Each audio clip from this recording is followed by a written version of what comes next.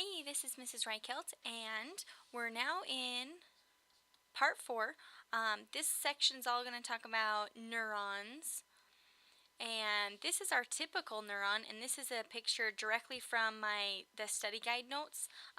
So I just wanted to kind of show you how I separated all the notes out, but we're not going to take notes from this. I do need you to color coordinate each of your parts of the neuron to where they actually go, so you know that the ones I color green are the neurofibrils and things like that. So I'm going to go ahead and go to the next one. Okay, so this is the exact same drawing that you have. We're just actually going through and defining each of the terms. So the first thing that we're going to write down is the cell body. So the cell body is what what I'm circling right here, and the cell body is just the metabolic center.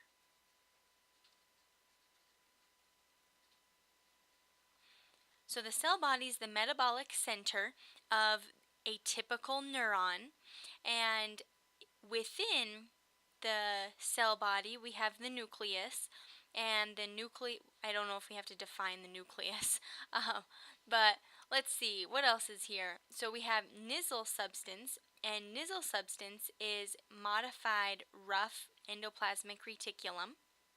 Okay, then we have this axon hillock, which is this thing right here that I'm kind of penciling in red there. Okay, that's the axon hillock. Okay, you just have to know where that is. So that's where our cell body is going to branch into each of our neurons, which ultimately go out to the axon terminals. Let's see, the next thing within our cell body are the neurofibrils. So the neurofibrils are forms of intermediate cytoskeleton.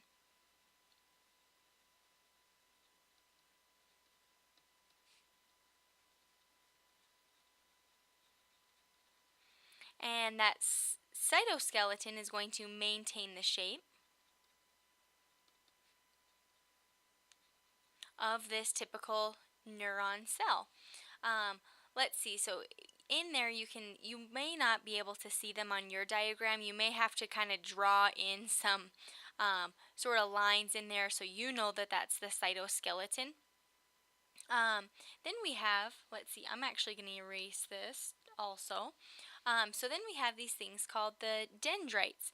And dendrites, I'm going to label this down here, dendrites are going to conduct impulses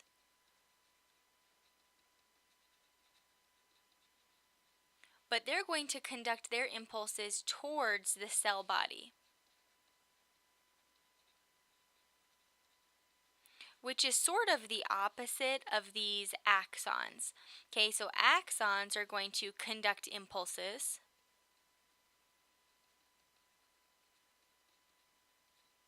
away from the cell body.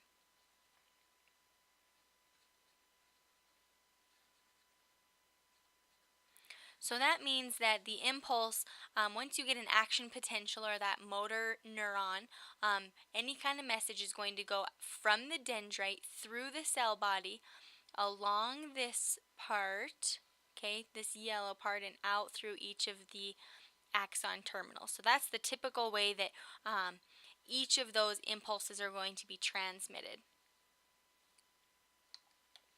Okay, so next up, let's see, we talked about those. Okay, mitochondria, I don't know if we have to define that again. Mitochondria is going to be our powerhouse. It's going to produce our ATP. We talked about that, got that. Okay, so the axon itself are these yellow parts. That's what's going to actually be transmitting that, transmitting the, whatever the message is. Okay, then we have, you can skip the branch. I think it's obvious when something branches, it goes from one axon terminal, and this one's going to go to its own axon terminal that'll look exactly the same as this. Okay, so then let's get to our Schwann cells. Now we already went through what a Schwann cell is, and this is our Schwann cell. Okay, but just to review, a Schwann cell is going to produce the myelin sheath,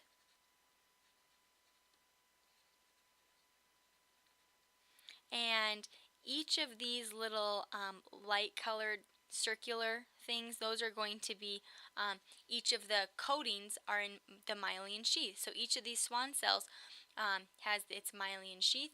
Make sure when you're coloring, you color the nuclei, because each one of those cells has a nuclei as well. Let's go ahead and talk about the myelin sheath. So the myelin sheath, which we'll define over here, this is our fatty material that covers the axons. It also is going to protect and insulate each of the fibers. And a great thing about the myelin sheath is that it's going to increase the rate of transmission. So that means messages are going to travel faster, and nerve impulses will be transmitted faster as well.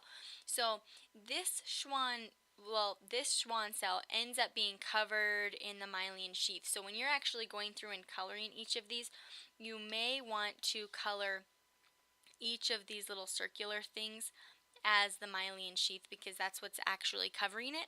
But it's up to you, whatever you want to do.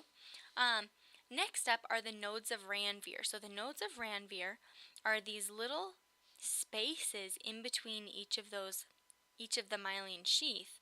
Okay, the nodes of Ranvier are gaps that are just along the sheath. Okay, they're around that protective covering. So nodes of Ranvier are the gaps. Then we get to, let's see here, have we gone through Schwann cell? Okay, we did that. Talked about the axon a little bit. Let's actually go through the axon a little bit more. An axon terminal, this whole purpose is it contains vesicles. And the vesicles that it contains are neurotransmitters.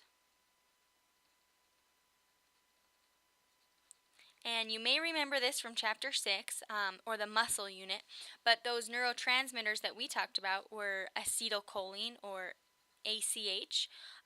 So basically, you have vesicles here, and those vesicles are going to go through diffusion. So they're going to diffuse across the synaptic cleft. And the synaptic cleft is a gap. So that was that space in between the axon terminal and the sarcolemma of the muscle cell, or the plasma membrane of the muscle cell or the muscle fiber. And then collectively, this is called a synapse. And the synapse is really just the junction between each of the nerves. So when we talked about the axon terminal, we said that it immediately goes into a sarcolemma, so that was our muscle. But it doesn't have to. This could actually go to the dendrite of a different axon.